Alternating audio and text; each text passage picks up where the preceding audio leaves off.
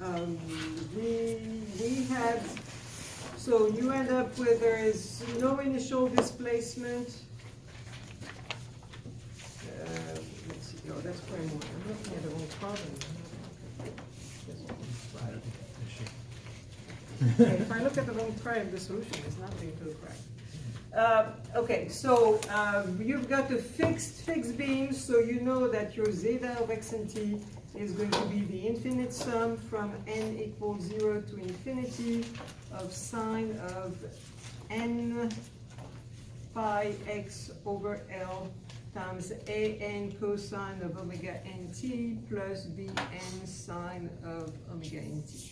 So if you know you've got the fixed bar, fixed string, you can start from there. Okay. The fact that there is no initial displacement tells you that the a sub n is equal to 0. And you've got the displacement g of x at t equals 0, so you know that the b sub n is going to be equal to 2 over L omega n, sum from 0 to L of g of x sine of n pi x over L dx. We had calculated this integral in class when we had when the function was an initial displacement rather than initial velocity. So it's okay with me. The only thing that's different from the a sub n we had calculated was the omega n up front here. So because I've already done that integral, you do not have to spend the time recalculating that integral. So you can just say right there, because we've done it before, this is 1 over omega n times whatever we had found for the rooftop initial displacement. And that was 8 times the amplitude divided by pi squared n squared sine of n pi over 2. So you can do directly from there to that. Just mentioning in your note that we've already done that integral for an initial displacement. Okay, so you've got to understand how things work. I'm trying to help you a little bit by giving you things that you don't have to spend an inordinate amount of time integrating and doing the calculus for. Okay, so do not ever hesitate. If we've done something already, don't hesitate to use it. Okay. So, so when we put things together, we end up with zeta of x and t is when we replace omega n by n pi c over L, we end up with zeta of x and t is 8al over pi cube c times sum from n, actually n, right, we can start at n equals 1 to infinity minus 1 to the n plus 1 divided by 2n minus 1 cube sine of n pi x over L sine of n pi ct over L. And I start at n equals 1 so that I start with the positive values, and I'm using 2n minus 1, or you could use 2n. If you use 2n plus 1, starts at n equals 0, so you don't miss any of the terms. So when you're writing your sums, you have to put limits on those sums. What is the smallest value you start with, and what's the highest? The highest value usually is going to be infinity. But do you need to start at here, because I wrote it as 2n minus 1, I start at n equals 1, so that the first value will be the first mode. If I wrote it as 2n plus 1, then I would start at n equals 0. Okay, so that I don't miss any pieces to that infinite sum. So always be very careful that you check your indexes, your n, the range of values of n, so that you don't miss any of those terms. Okay. And then when you plot it using MATLAB, you can plot x over L. You can either choose L equals 1 or plot versus x over L. X over L will vary between 0 and 1, just like, so makes it easier. X over L will vary between 0 and 1. If you pick L equals 1, well, x will also vary between 0 and 1, so it ends up being the same. You can plot zeta c over 8AL.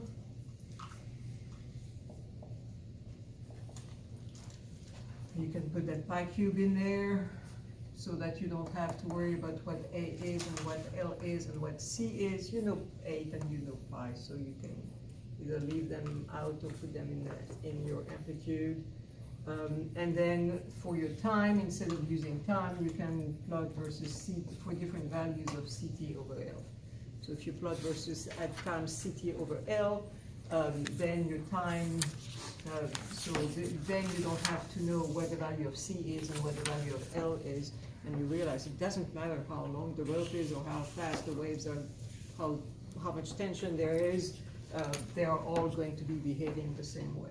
And essentially it looks like this, going up and down, going up and then starting back down in the opposite direction, and it's going to look something like that.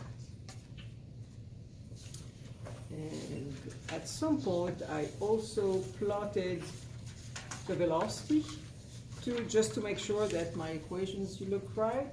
And so that was the displacement. If you were to plot the velocity, you start with that kind of velocity and you find that your velocity decreases this way and then builds up till it gets to the negative value and it goes back and forth between those. So that's problem number 2. Is there any questions on problem number 2? You replace the n with 2n minus 1, do you have to do so with the signs, the n? Oh, sign? yes, Okay. you're right, 2n minus 1. Yeah, Make sure you have to do it with all n's then. Yes, you got to be consistent, replacing all of them, and I did sloppy work on in my notes. I did sloppy work in my notes. Sorry about that. Thanks, Steve. Thank you. Yeah, Thank you. I was correcting mine. I was gonna be figuring out why I was wrong. If it doesn't make sense, ask, because, everybody makes mistakes. I had 2 question marks there. I was just gonna figure that out. You're in the same boat. I messed up. I apologize. Any other question? Anywhere else I messed up? No? Okay. All right. So that was problem number 2. Problem number 3.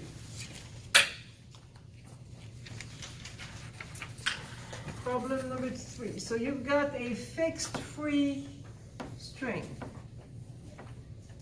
And your displacement zeta of x at time t equals 0 is some amplitude times delta of x minus x0. So we're going to hit somewhere at some position x0 here between 0 and L.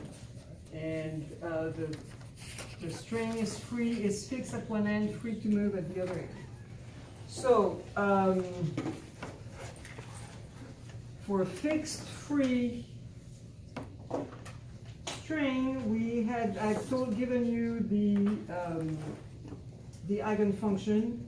Our zeta is going to be the sum of sine of 2n plus 1 pi x over 2L.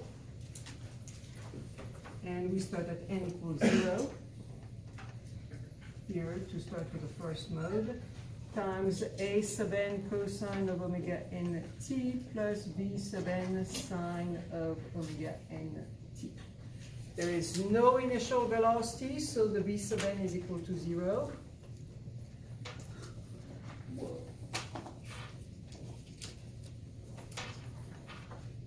Okay, and to find the a sub n, is going to be 2 over L, 2 over L, not 2 over A.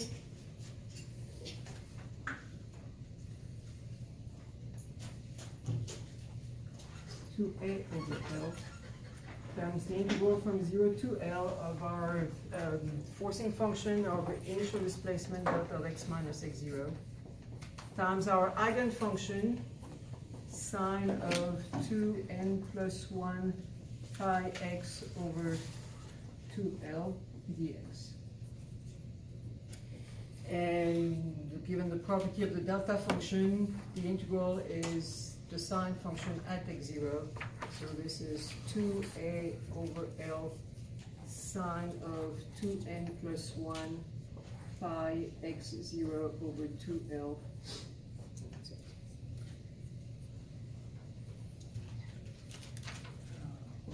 So our zeta of x and t is equal to 2a over L times the infinite sum from 0 to infinity of the a sub n sine of 2n plus 1 pi x0 over 2L sine of our eigenfunction 2n plus 1 pi x over 2L, and then we're left with the cosine, and the omega n is 2n plus 1 pi c over 2L, and we'll multiply that by t.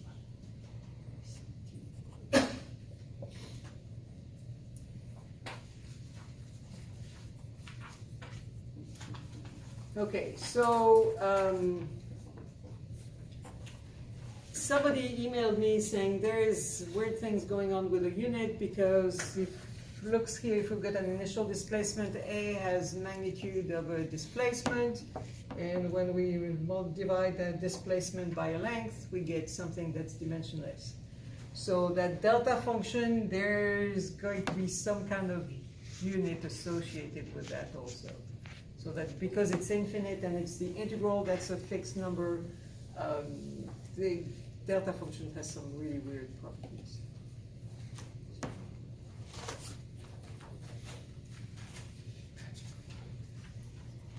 Any questions on this one? So I'm still having trouble understanding the free end where we say it has no slope. Okay, I'm trying to put that in my Yes. head as a No practical. slope because there is no force applied I get at that. the end. What is an example of something like that? I was trying to. Okay. Why? Well, if you've got a rope and you hold it at one end, and when you shake it, the other end is going to be free to move, free to flap. But then it flaps, it'll change slope. But wouldn't it? Yeah. No, the end does. Not The end does not not. real. The end itself does not. So There must be Yes. other forces going on or something. But as soon as you Over- get away from it, Yeah. there is forces, so there is going to be slope. But at It's like that. that Yes. one point, that one point at the very end there is no slope at that one point. That's But, just- I mean, it's the same as like a cantilever beam. Well, cantilever beam, you've got actually two boundary conditions at the end. So no slope is one thing, and It's a slope at the bottom. you've got a mass at the end of that. Well, I guess so. You have a mass at the end of that, and you've got some more stiffness than we have on there. So yeah, no, that's not our example. You've got a mass that's significant compared to your. Take your shoelace out of your dress. You've got the mass too at the end of the shoelace. You don't even really have. You know that little What's it called? cylinder? You know what it's called? I knew at some an point, I aglet. forgot. So So no, you do. Can you watch what Phineas and Ferb at your house? It's an aglet. I'll have to Gives you two. go look online, see if you can find YouTube. YouTube videos. So I saw them use like slinkies on the floor, and they Yep. would shake the slinky, and then the end of the slinky doesn't move if it's. But they've always got it attached to a string to stretch it. So I was, Yeah, no, the slinky is different also. I mean, yeah, And then I because the with the slinky is deforming. So the slinky for the sideways, for the transverse motion like this, I would not use the slinky for the transverse motion. The slinky is great for longitudinal motion. It is great for that. But for the sideways motion, because all your rings are deforming as you're moving sideways or up and down, I would not necessarily use the slinky as an example of a string. And I saw a lot of example videos where there's a string and it's on, the end is on a loop that runs up and down a pole. Yeah, And so I was thinking maybe that was this. yeah, would that kind of was, force it that, to that, not- that is closer to that, yes. Except that that loop, I don't know what it's made of, so there's probably going to be a mass attached to that loop, because you're going to have a knot or something. So, so you know, everybody is trying to get around to showing that there is no slope, but every time you do something to visualize it, there is always going to be a mass associated with that. So it's really hard to visualize it. I would say if you have just a rope and you shake it, let's say you put it on the table and you shake it. Like sideways, this way? Sideways, yes. If you take a slow motion picture of the end, I mean a slow motion movie of the end, you should see that the very end does not, it's going to be curved, but the very end should it's not going to be straight and fixed. I mean, your end is not going to be moving like this. It's going to come, I mean, it might be steep, but the end is never going to be straight out at some angle. There's probably like a sweet spot of where you've got to do that to get the end not to translate, right? Because if you shake it so much, the end's going to whip around. Well, you want the end will be moving back and forth. The end, it's free, so the end is going to be moving back and forth. Okay. But it's going, the end itself is going to stay parallel to where it started. Are we sure about that? I mean, if you think of a traveling wave, you just whipped it. When the end kick, once it got there? The end will move. Okay. but The it'll stay end, straight. there is a displacement at the end. The end moves up and down, yes, or sideways. But it's not going to move, it's not going to rotate as it moves. Now, if you have a free string, you've got that option of a rotation and a standard, so, which is an example I didn't do. That's what I I think, if didn't it was a do. free rope. The free rope, that's actually two modes that you have in the free rope that you do not have in the others. The two modes in the free rope is that rope can keep moving. I mean, you apply force and it keeps moving, and it can also rotate around the end point or around some point. So that's different than what we're doing here. But that is different. Yeah, is that the rope? That- It isn't a rope. no, that's a beam. That's not the rope. That's a beam that can do that, not the rope.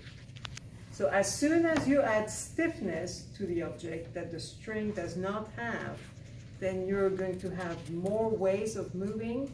So if you add stiffness to that object, it will, you'll have I can other see it now, yeah. effects in the boundary condition.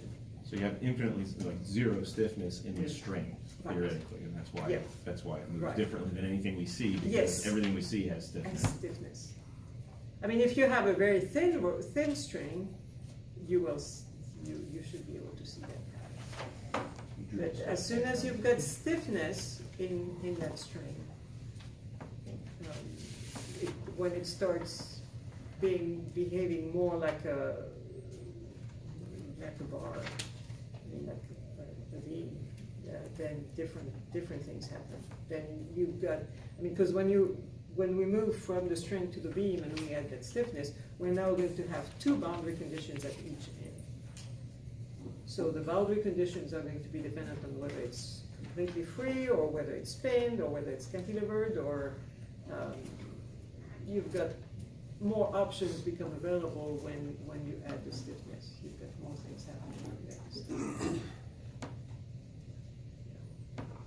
I know every semester when I teach that class, everybody, why is there no slope? And this, how many years you've been teaching this one?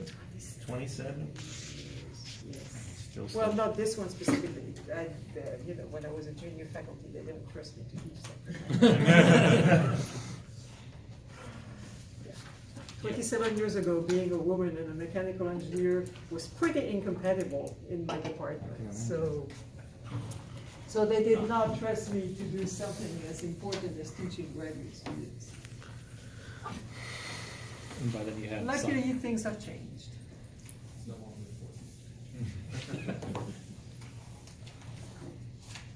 Okay.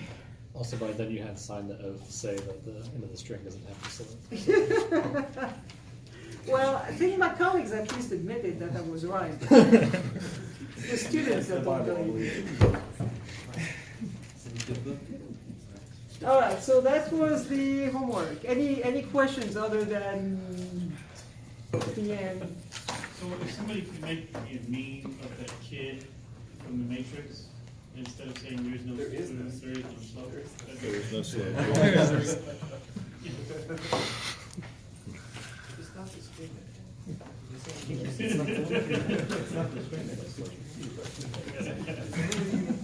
All right. We will get that back. Okay, so the last time we started looking at wave propagation. And we derived a general solution. So we saw that we have two options. We have a wave moving forward or a wave moving back. So we have either an f of x minus ct or a g of x plus ct or a combination of the two. So today we're going to be looking at a graphical method to figure out what waves look like. And if I've been following my numbering, that should be a section 6.3, characteristics, diagrams.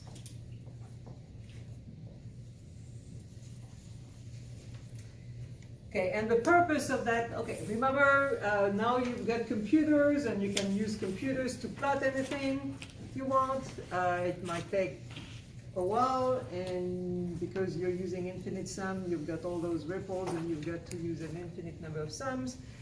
In the old days, there was no computers, okay? I've been telling my students when I was in high school, I was using table of sign functions and slide rules. Moved to college and I was the first generation allowed to use a calculator. Worked on my PhD and learned Fortran using punch cards. That's how old I am, yes. Then when I was working on my PhD, we started having the first Macs, and I was able to type my PhD thesis without having to give it to a secretary to type it on a typewriter. So, I mean, there's been days when it was not that easy to plot a wave, to look at what a wave is going to look like. So, it's a graphical method, but it's great for visualizing something if you want to see get a rough idea of what it's going to look like. It's actually not so rough idea. You can get pretty good ideas of how things are moving. So we're going to use an example to generate a characteristics diagram, and then we can generalize from that one example. So again, the purpose is to follow a wave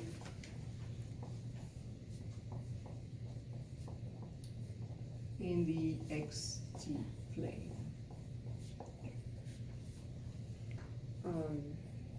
The idea is if you've got a zeta of x and t.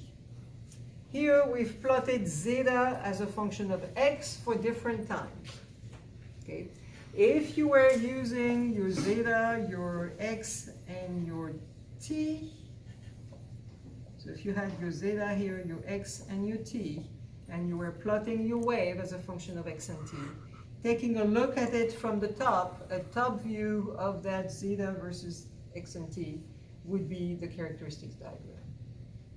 Okay, So there is going to be lines showing where the front of the wave is, and lines showing where the back of the wave is, and lines in between, giving you an idea of where things go. Generally it's used for propagating waves, but we can also use it for spanning waves. So we'll do both. So it's practically, it's a top view of zeta of x and t. Zeta plotted as a function of x and t. So, for example, we are going to use the example we had used before. Zeta is equal to x minus ct. For x minus ct varying between 0 and 1. So, when we plot this at t equals 0, if we plot zeta as a function of x at t equals 0, we start at 0. For x minus c at t equals 0, we just have x varying between 0 and 1. And the amplitude, the max amplitude, will be 1 when x equals 1, and 0 when x equals 0. So that's what our wave looks like. So zeta equals 1, we're going to call that the head of the wave. And we've seen last time that is going to keep moving forward as time goes on. The zeta equals 0 here, this point here is called the tail of the wave.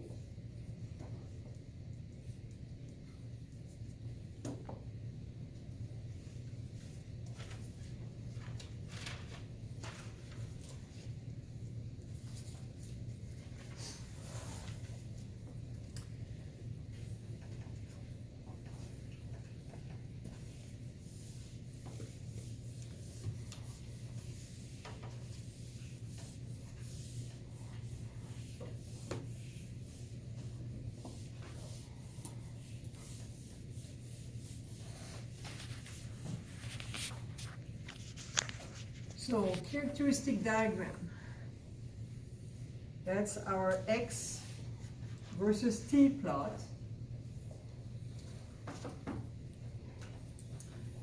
We know that the tail starts at x equals 0 and it propagates with a speed c. So here, we're going to draw the line x equals ct, and along this line, the displacement zeta is equal to 0. That's the tail of the wave.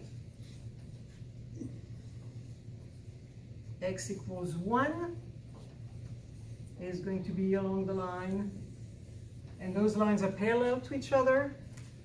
We're going to have a frame here because I can't do that on the board. Okay, so these two lines are parallel to each other, and the head follows the line x equals ct plus 1. So the tail of the wave is x minus ct equals 0. The head of the wave is x minus ct is equal to 1. Okay. And along this line, zeta is equal to 1. And if you want, you can draw a point in between, a line in between, where the zeta is equal to 1/2. And if you start there. So our x starts at 0, we've got 1 here, we've got 1/2. And those three curves have the slope of 1 over c.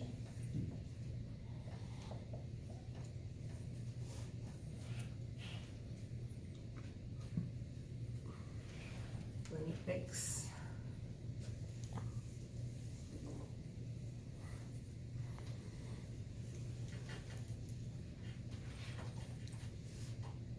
okay, so how do we use these curves? Well, if you want to know, let's say you're sitting at position x0 and you want to know what the wave is going to look like passing by you, you draw your line at x equals 0, and then here you'll have the amplitude will be equal to 1.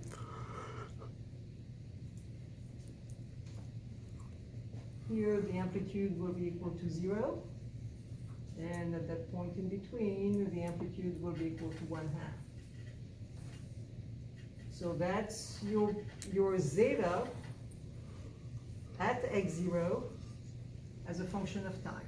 So you can look at the shape of the string as a function of time at one position.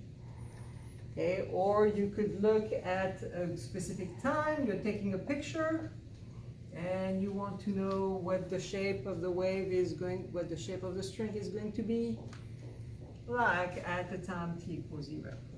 So at time t0, you've got all over here, you've got zeta equals 0, all over here, you've got zeta equals 0. So here you get 0 till you reach this point. At this point, it's still zeta equals 0, so you draw 0.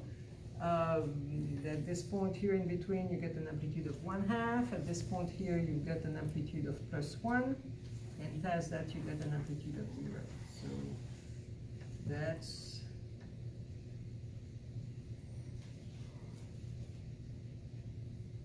so this x here will be equal to c times t0. This x here will be equal to c times t0 plus 1. If you are given the position x0 here,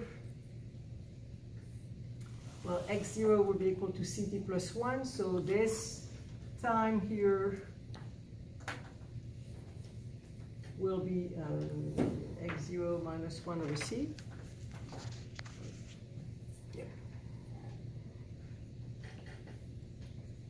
And this time here will be x0 over c.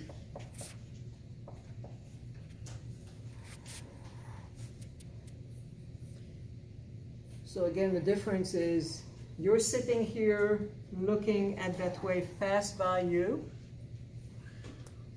and it's going to look like this as it's passing by you. So the first thing you'll see is the peak. If you're sitting here, you'll see the head of the wave coming past you first, and then you'll see the tail of the wave. Okay. If you're taking a picture, the head of the wave will be at the front and the tail will be at the back. So when you look at your amplitudes versus time, usually the picture is flipped, compare the amplitude versus x. And these are straight lines that you're drawing at the bottom. These are straight lines. I'm Yes, sorry, that's the- zeta equals 0. I'm sorry, the sloped line, that's a straight sloped line. That is a straight slope, yes. And same on this side. Yeah. Where does the amplitude come from? The amplitude, zeta equals 0, zeta equals 1. Ah, Because